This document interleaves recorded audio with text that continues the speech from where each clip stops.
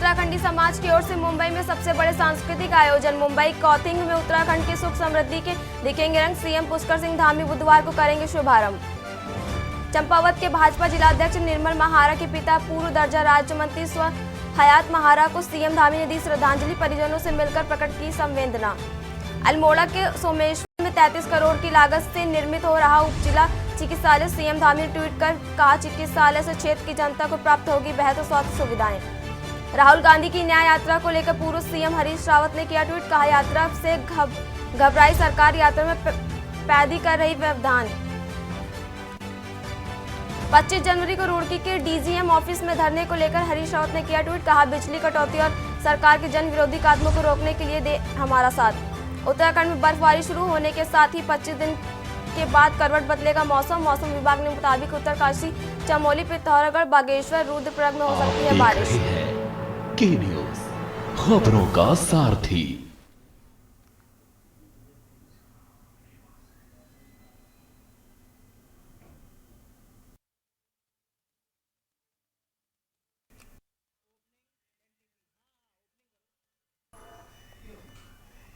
नमस्कार, स्वागत है आपका खबर उत्तराखंड में। मैं हूं आपके साथ अविन्या राउत। रुक कर लेते हैं खबरों का।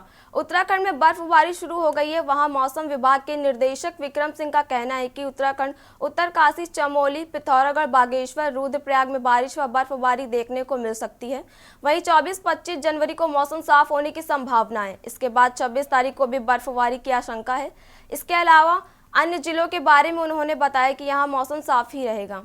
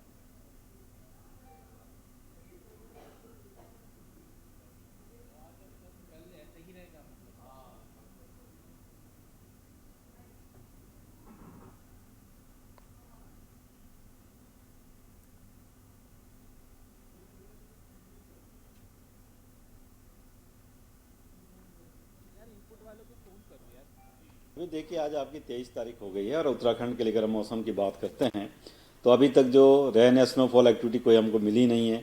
करीब करीब जो पूरा जनवरी निकलने वाला है, अभी लास्ट वीक हमारा बचा है। तो इसमें देखें, जो अभी 3 से 4 दिन या 5 दिन की बात करें तो 23 तारीख आज है। तो आज छुटपुट एक्टिविटी जो हमारे हाई रिचेज अंदर के डिस्ट्रिक्ट की, उत्तरकाशी, चमोली, पिथौरागढ़ या रुद्रप्रयाग, बागेश्वर की बात करें तो थोड़े बहुत डेवलपमेंट वहाँ लग रहे आज होंगे और हल्की या बहुत हल्की जो बारिश बर्फबारी वो रहेगी। कल फिर साफ है, परसों भी साफ है। 26 में फिर से दिख रहा है कि थोड़ी एक्टिविटी 26 में भी हाई रिचेज में होगी। लेकिन और जगह की बात करें और डिस्ट्रिक्ट की बात करें या जो डिस्ट्रिक्ट मैंने बोले उनके भी जो है जो लोअर हाइट्स के एरियाज है तो उसमें तो एक्टिविटी नहीं वो दिख रही है। और डिस्ट्रिक्ट में तो खैर साफ ही रहने वाला है अगले 5 दिन अगर बात करें तो इस तरह की सिचुएशन बनी हुई है। तो कोई सिग्निफिकेंट एक्टिविटी रेन या स्नोफॉल की मैं बोलूँगा कि नहीं है, छुटपुटी है जो मैंने बोला 23 और 26 में। इसके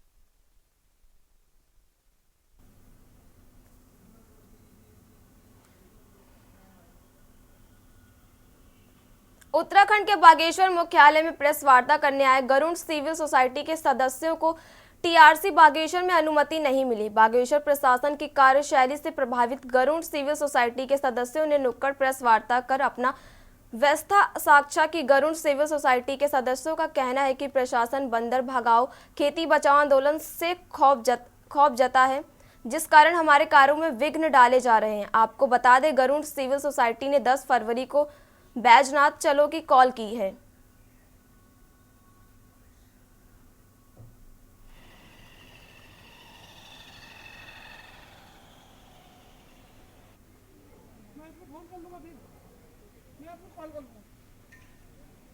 कानून का विद्यार्थी हूँ तो एलआईयू को पहले सूचित करना है कि पर जब हम अंदर गए हमने कहा कि हम यहाँ पर जो है एक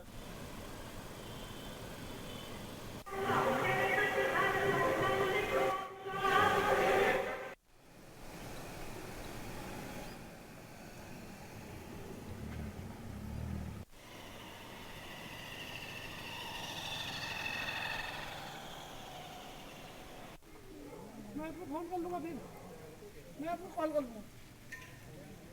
कानून का विद्यार्थी हूँ तो एलआईयू को पहले सूचित करना है कि पर जब हम अंदर गए हमने कहा कि हम यहाँ पर जो है एक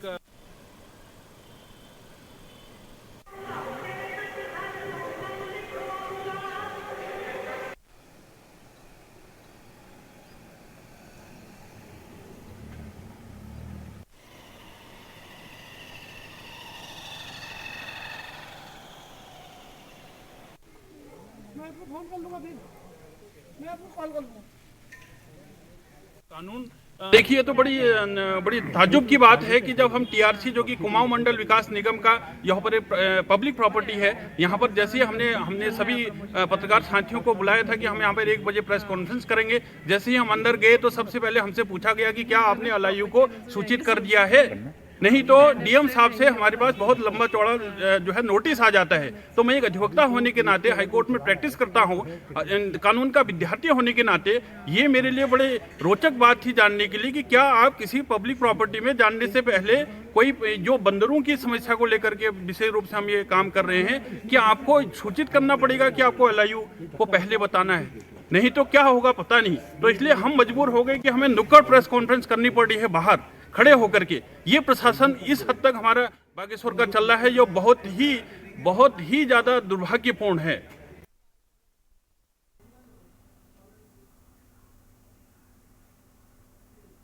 बीते दिनों मसूरी में आरोपी को पकड़ने गई पुलिस पर बदमाशों ने हमला कर दिया था, जिसमें माल देवता चौकी इंचार्ज मिथुन कुमार को पेट में गोली लगी थी और वहां गंभीर रूप से घायल हो गए थे।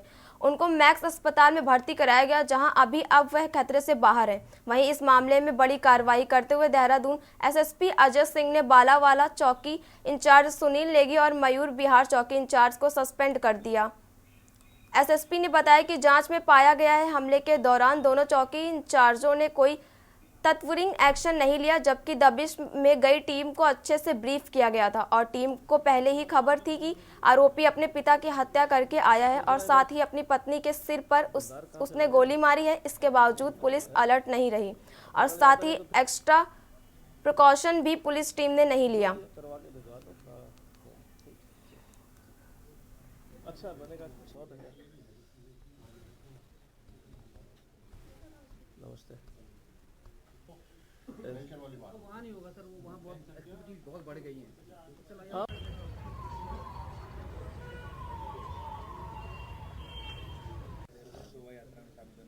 हैं?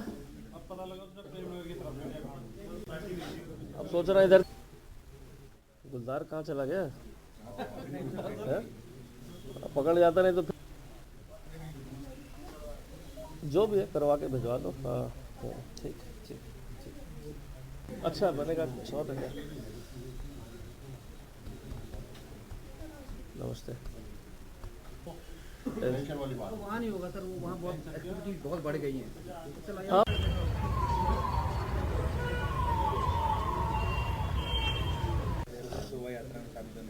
हैं?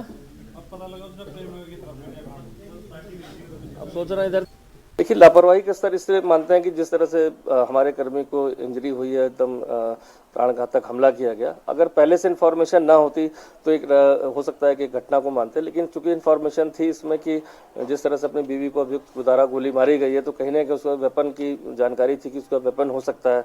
साथ ही साथ जो हमें इनपुट सोनीपत से मिले थे कि उनके फादर भी गायब है, संदिग्ध परिस्थितियों में केस रजिस्टर्ड है, तो ऐसा लग रहा था कि कहीं ना कहीं शातिर व्यक्ति हो सकता है और वेपन है, तो कोई भी घटना आदमी ऐसी कारित कर सकता है। चूंकि सारी जानकारी होने के बाद, ब्रीफिंग करने के बाद भी और वहां जाने के बाद लोकल पुलिस को अगर और सपोर्ट लेकर कुछ कॉर्डन ऑफ करते, कुछ और प्रिवेंशन करते, तो इस तरह की घटना शायद ना होती। लेकिन जिन परिस्थितियों में हुई है उसको देखते हुए भविष्य में भी सभी को निर्देश जारी किए गए। साथ ही साथ लापरवाही ये देखती है कि जब आपको पता है कि सामने जो अभियुक्त है उसके पास वेपन हो सकता है, वो कोई हमला कर सकता है, तो एक्स्ट्रा प्रिकॉशन की जरूरत रखनी चाहिए थी और जो नहीं रखा गया। और साथ ही साथ जो जवाबी कार्रवाई होती है पुलिस की, अगर कोई घटना हुई है तो उसमें रिएक्शन टाइम जो पुलिस का था वो भी काफी स्लो पाएगा। इन सभी चीजों का परीक्षण करने के बाद ही इसमें 2 लोग को दंडित किया गया।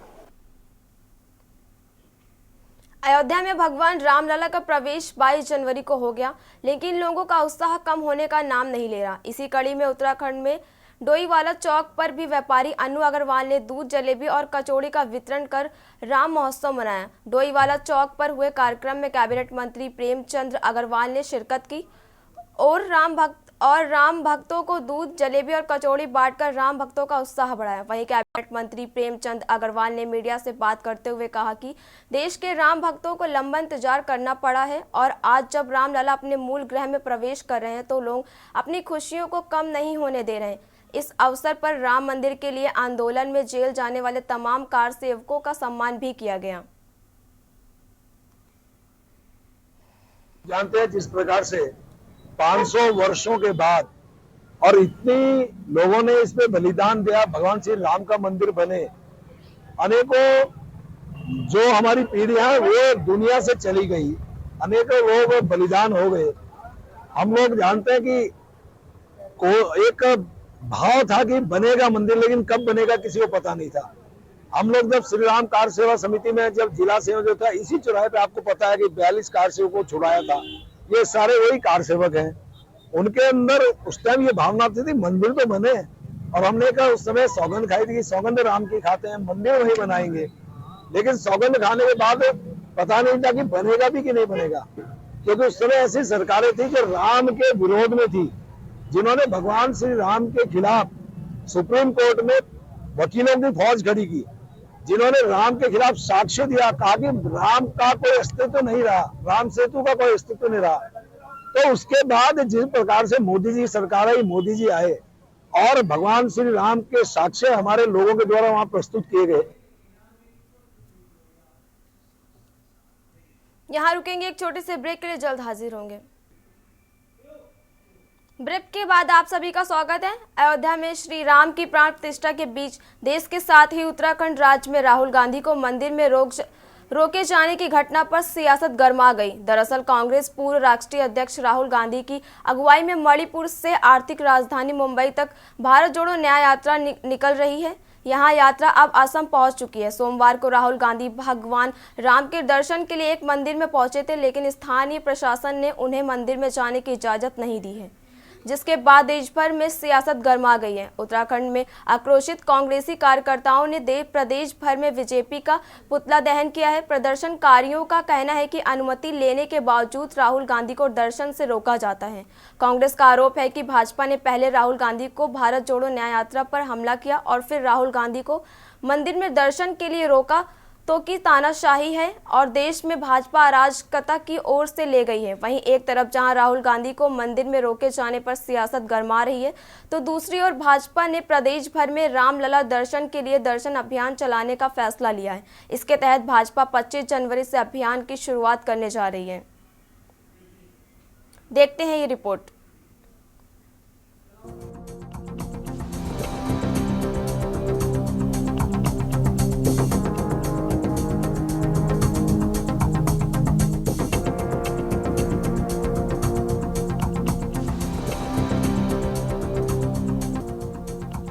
लोकसभा चुनाव से पहले देश में धार्मिक मुद्दे पर राजनीति गर्माती जा रही है। तमाम विरोध के बीच देखा जा रहा है कि अयोध्या में प्रभु श्री राम की प्राण प्रतिष्ठा हुई और इसी दौरान असम में राहुल गांधी के साथ विवाद हो गया। दरअसल असम में राहुल गांधी भगवान राम के दर्शन के लिए एक मंदिर में पहुंचे थे, लेकिन स्थानीय प्रशासन ने उन्हें मंदिर में जाने की इजाजत तक नहीं दी, जिसके बाद देश भर में सियासत गर्मा गई। उत्तराखंड में आक्रोशित कांग्रेसी कार्यकर्ताओं ने प्रदेश भर में बीजेपी का पुतला दहन किया। प्रदर्शनकारियों का कहना है कि अनुमति लेने के बावजूद राहुल गांधी को दर्शन से रोका जाता है। कांग्रेस का आरोप है कि बीजेपी ने पहले राहुल गांधी की भारत जोड़ो न्याय यात्रा पर हमला किया और फिर राहुल गांधी को मंदिर में दर्शन के लिए रोका जाना भाजपा की तानाशाही है। वहीं भाजपा सुरक्षा कारणों को इसके पीछे का वजह बता रही है। भारतीय जनता पार्टी का यही चाल चरित्र और चेहरा है। आप एक तरफ तो देखिए उन्होंने परमिशन ली थी, वो जो राज्य में उनकी भारत जोड़ो न्याय यात्रा हो रही है उसकी परमिशन थी, उसके शेड्यूल में उनका मंदिर में जो दर्शन था वो शेड्यूल था। और उसके बाद भाजपा इतना डर जाती है राहुल गांधी जी की एक छोटे से स्टेप से कि वो बौखला जाती है। आप देखिए जिस तरीके से उनके काफिले पे हमला हुआ, उसके बाद जो है मंदिर में प्रवेश से उनको रोकने का क्या औचित्य है आपका? आप किसी भी व्यक्ति को, भारत के नागरिक हैं हम, हमें सबको स्वतंत्रता है वो, और हर व्यक्ति को स्वतंत्रता है कि वो मंदिर में दर्शन करने जा सकता है। तो मैं ये पूछना चाहती हूँ वहाँ के मुख्यमंत्री से कि आपने किसके आदेश पर राहुल गांधी जी को मंदिर में प्रवेश करने से रोका? मुझे लगता है कि ये दर्शाना चाहते हैं कि सिर्फ देश में एक मोदी जी ही हैं जो मंदिर दर्शन कर सकते हैं, बाकी और कोई नहीं कर सकता। ये देश जो है वो अराजकता की तरफ बढ़ता नजर आ रहा है। तकनीकी रूप से किसी भी राज्य में किसी को रोका नहीं जाता है, लेकिन सुरक्षा कारणों से हर राज्य की अलग अलग प्रकार की स्थिति होती है। इसलिए हम तो उन्हें कब से उनका आह्वान कर रहे हैं, आजादी के बाद से लेकर उससे पहले भी उनका आह्वान कर रहे हैं कि आप जाओ, मठ मंदिरों में जाओ, पूजा स्थानों में जाओ, लोगों की श्रद्धा के स्थान है वहां पर पूजा करो। उन्हें रोकने वाला विषय सुरक्षा कारणों से हो सकता है, इसलिए मुझे लगता है कि किसी प्रकार की कोई इस तरह की कोई बात नहीं है। अब वो उसको मुद्दा बनाना चाह रहे हैं तो वो कोई मुद्दा बनने वाला है नहीं। इस समय भगवान श्री राम अयोध्या में विराजमान हो चुके हैं, देश के अंदर राम राज्य है, सबके लिए यहाँ समानता का अधिकार है। इसलिए कांग्रेस पार्टी को भी भगवान सद्बुद्धि दे, भगवान श्री राम सद्बुद्धि दे, उन्हें भी सद्बुद्धि है। इसलिए उन्हें रोकने का तो कोई विषय मेरी समझ में नहीं आता है, सुरक्षा कारणों से रोका गया होगा। वहीं एक तरफ जहां राहुल गांधी को मंदिर में रोके जाने पर सियासत तेज है, तो वहीं दूसरी ओर भाजपा ने प्रदेश भर में रामलला दर्शन के लिए दर्शन अभियान चलाने का फैसला लिया है। इसके तहत भाजपा 25 जनवरी से अभियान की शुरुआत करने जा रही है। भाजपा ने प्राण प्रतिष्ठा कार्यक्रम के जरिए समाज के हर वर्ग तक पहुंचने का प्रयास किया है।